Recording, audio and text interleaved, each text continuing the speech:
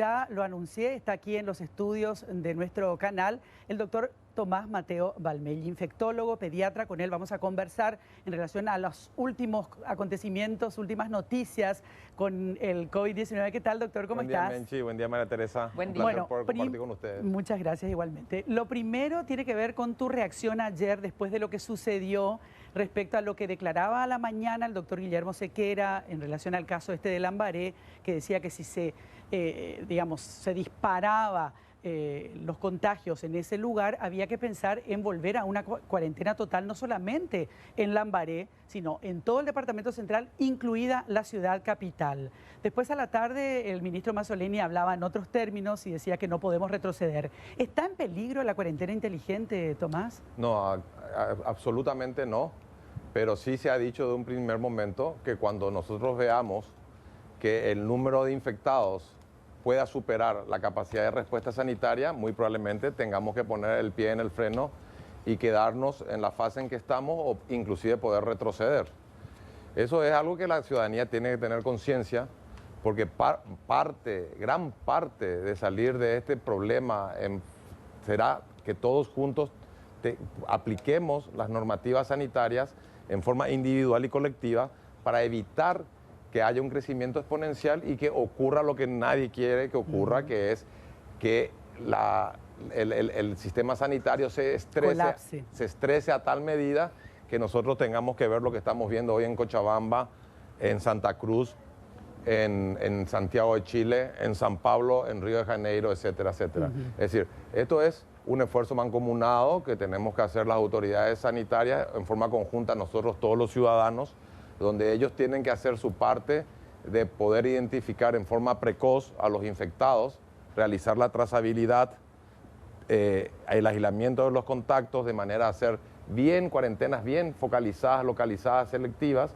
y obviamente seguir fortaleciendo el sistema sanitario, que podemos decir que en los últimos 100 días se ha fortalecido, pero que hay muchísimas cosas por mejorar, como ser la deficiencia de los insumos, los equipos de protección individual, ni qué decir los hisopos para realizar los testeos en forma más masiva, ya que estamos entrando en una fase altamente peligrosa. Vamos a estar hablando obviamente de todos estos temas que acaba de puntualizar el doctor Tomás Mateo Valmelli, pero quiero reforzar la cuestión de lo que está pasando en Lambaré, porque si bien en principio se hicieron unas 70 muestras relacionadas con esta persona, con este paciente de 53 años que falleció, a quien se le detectó la COVID-19 en realidad después ya de haber muerto, ayer salió un primer resultado, ¿verdad?, de muestras que se hicieron, de estas muestras, no todas todavía, se supone, de las muestras para saber qué resultado tuvieron, pero en principio había como un ambiente más optimista porque muchas de estas muestras habían salido negativas. De todas maneras es importante no tener un aire triunfalista, digamos, al respecto, porque se supone que estas muestras que se tomaron en personas que probablemente no hayan tenido todavía siquiera algún síntoma o sean directamente asintomáticos, y entonces probablemente por eso también se dé este resultado negativo. ¿Qué es lo que tenemos que esperar, doctor? En primer lugar, lamento el fallecimiento de este señor, pero este señor es un héroe, porque demostró que él se ajustó a las normativas sanitarias, usaba tapaboca, intentaba mantener el distanciamiento social y sí salía a trabajar porque era un hombre que necesitaba trabajar como cada uno de nosotros. Te interrumpo, doctor, porque precisamente de 35 muestras que se hicieron directamente relacionadas a este señor, las 35 dieron negativas. O sea, refuerza esto que estás diciendo, un hombre absolutamente responsable. Y esto es una muestra para la ciudadanía, que si nosotros acatamos, evitar la aglomeración, salir en forma solamente para cuestiones esenciales, como yo digo, de la casa al trabajo, del trabajo a la casa, y evitar hoy socializar fuera del trabajo o fuera del domicilio. Si nosotros usamos tapabocas, nos lavamos las manos, esto es una muestra de que puede haber contagio, pero se disminuye la posibilidad del contagio, y si lo hubiese, la carga viral será de muy baja intensidad y eso va a tener una repercusión mucho menor en la salud. Por lo tanto, hoy todavía no tenemos ni un paciente internado en relación con el señor fallecido. Eso es positivo, como vos bien lo aclaraste. Todavía podemos estar en el periodo de ventana, que es el periodo donde el test puede salir negativo, porque la carga viral todavía es insuficiente. Recordemos el caso del militar. El 6 de junio dio negativo y sin embargo después, bueno, ya sabemos lo que pasó. Por eso es las autoridades sanitarias tienen que hacer el trabajo de campo. ¿Cuál es el trabajo de campo? El testeo. Todas estas personas que ya, digamos, dieron negativo ahora van a tener que ser sometidas a una segunda prueba. Muy probablemente de acuerdo al tiempo de evolución del contacto con el caso diagnosticado. En este caso con el señor fallecido, si ya pasaron 7 días del primer contacto con ellos y si el contacto haya sido estrecho, eso hay que definir. Claro. Contacto estrecho se define como aquella persona que estuvo con un caso definido o diagnosticado por más de 15 a 20 minutos a una distancia menor de 2 metros. Y sin protección. Y sin protección. Entonces, en esos casos, si ya pasaron 7 días, este fue el primer testeo, hay que volver a repetir entre el día 10 y el día 14. Y también si eso se hizo, si ese contacto se dio en un ambiente cerrado, también eso incide. Porque Eso si fuera incide un muchísimo. ambiente al aire libre es mucho más difícil el contagio. Mucho más difícil. Hablemos un poquito, Tere, con el doctor también de esto que está preocupando hoy por hoy, que es la cantidad de hisopos que tenemos para hacer las muestras. Las muestras son aquellas que nos permiten no caminar en medio de las tinieblas, digamos, es lo que nos da la certeza justamente de dónde pueden estar los posibles COVID positivos y entonces ahí podemos manejarnos mejor epidemiológicamente hablando. ¿Qué va a pasar, doctor? Porque hasta ahora hablan de que tenemos 9.000, decían Tere, ¿no?, el día de ayer, y eso da para muy pocos días a razón de la cantidad de muestras que se hacen diariamente. ¿Qué hay en relación a esto, Esa doctor? fue una expresión que me salió del alma cuando escuché el día anterior las declaraciones del señor ministro y luego del director de Vigilancia Epidemiológica. Me vino un déjà vu. Me retrotraí al 18 de abril esperando el avión de China que seguíamos sin insumos, ¿verdad? Y dije, no, no puede ser. Otra vez volvimos al 18 de abril, parecemos el cangrejo. Acá la cuestión es que nosotros tenemos que objetivizar la realidad epidemiológica de la región y del país. Y de acuerdo a datos objetivables, crear modelos estratégicos que nos lleven a poder mitigar el crecimiento de los infectados, que sí van a haber muchos más infectados, porque es la evolución natural de cualquier brote epidemiológico, pero eso no tiene que incidir en que nosotros podamos estar en una fase 3, donde el 90% de las actividades ya están más liberalizadas, siempre y cuando nosotros podamos tener un mayor número de testeos. Yo te estoy hablando de 5.000 a 8.000 testeos diarios. Sería lo ideal. ¿Sí? La inversión que hagamos en eso va a redundar mucho más en que el país no se paralice. Vamos a tener menor impacto en la salud, vamos a tener menor impacto en la economía, menor impacto en lo social. Entonces, ¿qué hay que hacer? Intentar testear mayor número de personas, ir a buscar al infectado, detectarlo, hacer la trazabilidad, aislar a los contactos y la ciudadanía seguir con la nueva normalidad. Distanciamiento social, evitar aglomeración, uso de tapabocas. Con eso nosotros vamos a ver que vamos a ir ascendiendo lentamente en la curva. Nadie quiere evitar la curva no se puede evitar, es el único camino que existe. Para crear inmunidad también. Y claro, lo que queremos es que esta curva sea una curva larga, para que nosotros nos vayamos inmunizando lentamente y que obviamente un 20% de los infectados probablemente terminen siendo enfermos y podamos dar respuesta sanitaria a ese porcentaje. Ahora, hay una cuestión que tiene que ver con esto que está diciendo el doctor Tere y que tiene que ver con que en el mundo, doctor, digamos, esa inmunidad no se dio en la medida en que se pensaba se tenía que dar o se creyó se podía dar, de un 60% de inmunidad o más. Porque si nos fijamos en zonas donde mayor inmunidad hubo un 10%. No. No es tanto así, mira, el virólogo Heinrich Schmidt, que es el encargado del testeo en toda la Alemania, ¿verdad? Hizo un estudio en una ciudad que fue el primer foco en Genglitz, en Alemania, de 12.000 habitantes, ¿verdad? Y él vio que de esos 12.000 habitantes el 50% fue infectado. Él sacó una relación, luego en relación a Alemania, y consideran que por cada infectado hay 7 a 10 infectados asintomáticos. Es cierto que la población mundial nos sobrepasa el 5% de la población mundial, los infectados actualmente, ¿verdad? Pero se ha visto que este virus, en el transcurso de estos 6 meses, hemos tenido tiempo para conocer al virus, cómo se originó, cómo se comportó, cómo es su comportamiento biológico, cómo es su comportamiento social comunitario. Y también nos ha dado tiempo para capacitarnos, para reforzar nuestras instituciones sanitarias. Para perder el miedo también, le escuchaba decir el doctor Fusilo ayer. Yo miedo le sigo teniendo. Yo lo que hay que tener es miedo, respeto, porque este es un virus bastante astuto y traicionero, entonces, y silente. Miedo yo creo que hay que seguir teniendo. Pero miedo, no un miedo, digamos, prudente, no que nos inmovilice, porque incluso decía él que a veces se daba eso, que había temor de parte de los propios profesionales médicos para acercarse al paciente. Estoy hablando de los primeros días de la COVID-19, claro, a eso me refiero, ¿verdad? Hoy por hoy ya sabemos cómo manejarnos, cómo movernos, incluso si hablamos de la población en general también, ¿verdad? Al comienzo nos encerramos y nadie nos sacaba de nuestra casa porque teníamos mucho temor del contagio. Hoy, como tenemos ya herramientas, nos empezamos a mover y ya con mayor tranquilidad, digamos, ¿verdad? Bueno, esa primera fase fue la fase más fácil para las autoridades sanitarias y para la ciudadanía en su conjunto, ¿verdad? Porque estábamos todos en cautiverios. Ahora viene la fase difícil que coincide con la entrada al invierno. Entonces aquí sí tenemos que reforzar nosotros la nueva normalidad, aplicar cada uno de nosotros las medidas sanitarias para evitar justamente que esa curva sea abrupta, que tenga una gran pendiente, ¿verdad? Nosotros tenemos que intentar que la pendiente sea bastante leve, ¿verdad? De manera a poder tener respuesta sanitaria. Y nosotros tenemos un sistema sanitario altamente debilitado, que con muy poco se estresa.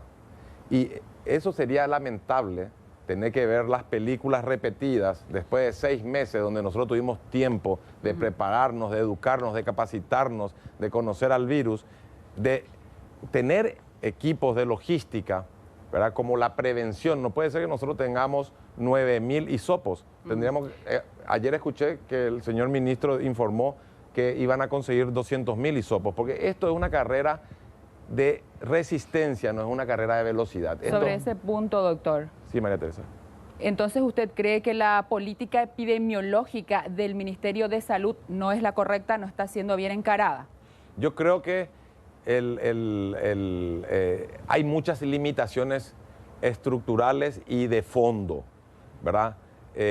A lo mejor la intención, la idea está en aplicarla, pero la ejecución, la ejecución de los actos es un poco lenta, es anarquizada, es anquilosada, y nosotros siempre estamos corriendo con el shaque, que creo que no es necesario, y tenemos que intentar lubricar un poco todo el sistema. Yo sé que es muy difícil pedirle a las autoridades que dinamicen una estructura sanitaria y estatal anquilosada de más de 100 años atrás en 100 días. Pero ese es el esfuerzo que nosotros le estamos pidiendo a ellos, porque es el esfuerzo que nosotros también los ciudadanos vamos a poner respetándole a este virus y rigiéndonos por las normativas sanitarias. Pero ¿cómo vamos, doctor? ¿Cuándo se daría el pico en Paraguay, cree usted? Mira, sí, eso es imposible de determinar. Es imposible de determinar. Si vos me decías a mí cuál es su cálculo personal, sí, yo te diría que sería a mediados de julio o finales de julio. Pero 2 supuestos picos ya zafamos, por utilizar un término común, ¿no? El primero era en la segunda quincena de abril, después se habló de la segunda quincena de mayo. Una cuestión también, Tere, doctor, es que no llegó el frío. Eso también puede estar ayudando, ¿no? Yo no me hago responsable de esos 2 picos. Yo dije de un primer momento, del 10 de marzo, y dije justamente en el telediario. En el telediario, ¿verdad? Que tuvimos conjuntamente con el ministro, que yo no estaba de acuerdo con que el pico iba a ser en la segunda quincena de abril. No estaban las condiciones epidemiológicas. Nos estábamos viendo una película europea por adelantado. Sí. Yo creo que nosotros vamos a tener el pico más adelante. Ahora, doctor, hay una cuestión también. Es cierto lo que usted dice, no estaban dadas las condiciones epidemiológicas, pero si uno mira alrededor, si uno mira el vecindario, la verdad es que era prudente encerrarnos a tiempo cuando lo hicimos, porque fíjese lo que está pasando en el territorio regional, ¿verdad? Si sumamos la cantidad de infectados que tienen Argentina, Brasil, Bolivia y un poco más allá, Es realmente aterrador el panorama y el escenario. O sea, ¿qué pasó en Paraguay para que en Paraguay tengamos los números que tenemos hoy? Hay explicaciones epidemiológicas y sociológicas totalmente bien exactas. Uno, Paraguay es un país poco globalizado. Nosotros importamos muy pocos virus del Asia, de Europa o de Estados Unidos, en primer lugar. En segundo lugar, tenemos un bono demográfico relativamente joven. Menos del 94% de la población, más del 94% de la población es menor de 60 años. Si ustedes se fijan, la franja de los infectados están mayormente por debajo de 50 años. En tercer lugar, la humedad, el clima caliente, no es que le guste tanto al virus. Y en cuarto lugar, obviamente, tuvimos una cuarentena que en aquel momento yo la consideré precoz y la sigo considerando porque creo que podíamos hacer nosotros el primer paso, la contingencia. La contingencia es evitar que importar el virus. El virus no viene solo. El virus viene en forma de delivery con un individuo infectado, ¿verdad? Que puede venir o por avión o por vía terrestre. Todo ese mes de marzo, por ejemplo, recuerdo la cantidad de gente que ingresó a Paraguay. Creo que se hablaba de 35.000 personas, si no estoy recordando mal, a las que prácticamente no se les hizo ningún seguimiento. O sea, llegaban, creo que se les daba un papelito al comienzo, tenían que registrar su nombre y después comunicarse en el caso que presentaran algún síntoma. Ahí yo creo que se perdió un poquito de ese tiempo. Imagínate, nosotros vamos a una cuarentena parcial el 10 de marzo, un día antes que la Organización Mundial de la Salud levante el botón a pandemia. El 24 de marzo recién se hace la cuarentena sanitaria obligatoria. Pero doctor, le interrumpo de vuelta, quiero ser abogado del diablo, porque fíjese, los otros países que no hicieron la cuarentena en el tiempo que hicimos nosotros tienen unos escenarios mucho más dramáticos. Entonces, es como para pensar, porque ahora es muy, a lo mejor algunos pueden decir, claro, ahora que ya vivimos todo este tiempo, podemos decir, no, se hubiera hecho más adelante la cuarentena. Pero fíjese lo que pasó con los países de la región que no hicieron en el tiempo que le hicimos nosotros. Sí. Te voy a dar una explicación, ¿verdad? Yo no digo que la cuarentena, hoy en día ya no podemos saber retrotraer el tiempo cuál iba a ser el resultado o no. Estamos haciendo un análisis que intentamos ser razonables y científicos. Yo creo que sí, probablemente nosotros podamos necesitar una cuarentena más adelante y ya no tenemos chance social y económico para llevarla a ser tan estrictas, ¿verdad? En un inicio la cuarentena fue para fortalecer el sistema sanitario, para capacitarle a los médicos y educar a la población. No fue para mitigar. No. ¿Sí? ¿Qué pasa con Santiago de Chile? ¿Qué pasa con Panamá? ¿Qué pasa con Lima? ¿Qué pasa con San Pablo y Río de Janeiro? Tienen aeropuertos internacionales de gran tránsito migratorio. Entonces, obviamente, son ciudades que recibieron un gran impacto de importación viral. ¿Qué pasa con Chile, Perú? Tienen mucho comercio marítimo con el Asia. ¿Qué pasa con Nueva York? Es una ciudad cosmopolita, tiene más de 50 aeropuertos internacionales. ¿Qué pasa con Río de Janeiro? Una ciudad turística. Eso no es nuestra realidad, ¿verdad? ¿Qué pasa con Europa? Europa tiene una gran franja etaria de añosidad. Tienen una sobrevida promedio de 82, 84 años. En Lombardía vimos muchos decesos, porque uno le tocó en invierno, dos, ellos no se creyeron la película, no le tuvieron miedo al coronavirus o respeto. Tres, todos los incendios comenzaron en los asilos de ancianos. Y cuatro, la población joven, estábamos en plena pandemia y no te olvides que ahí está Milán. Y Milán es un centro turístico y comercial brutal. Y Lombardía tiene mucho comercio con Asia. Es decir, todo depende no solamente de la conducta de las autoridades sanitarias o de la ciudadanía, sino también del contexto regional migratorio que uno tenga, de posibilidad de importar o no el virus.